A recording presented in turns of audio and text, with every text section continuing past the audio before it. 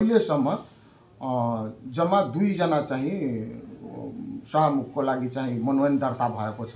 एकजना चाहिँ माननीय रामआशीष यादव र अर्को चाहिँ माननीय त्रिलोकी प्रसाद।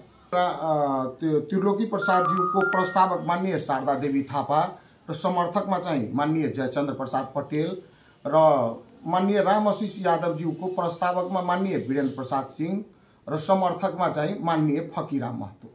कार्यक्रम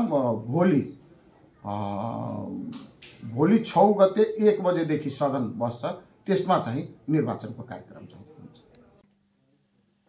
सभामुखको उम्मेदवारी दिनुको एउटै कारण हो कि संसदीय अभ्यासमा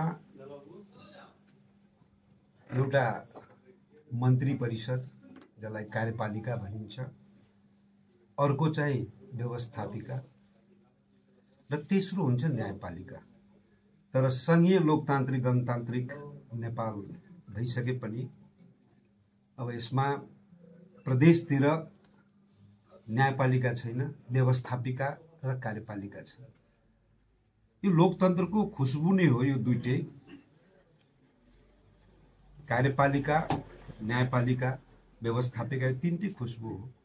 र व्यवस्थापिका पनि धेरै महत्त्वपूर्ण हुन्छ, किनकि व्यवस्थापिकाको निर्देशनमा कार्यपालिकाले देशको विकासको गतिविधि या अन्य गतिविधिहरू र कार्यपालिकाले चाहिँ लागू गर्ने हो।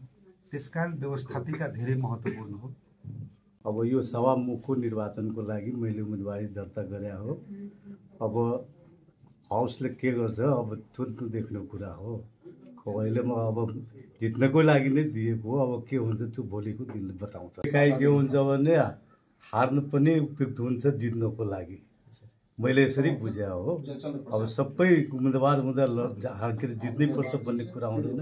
कहिले अब पार्टीको निर्णय अनुसार मैले उम्मेदवारी दिएको हो।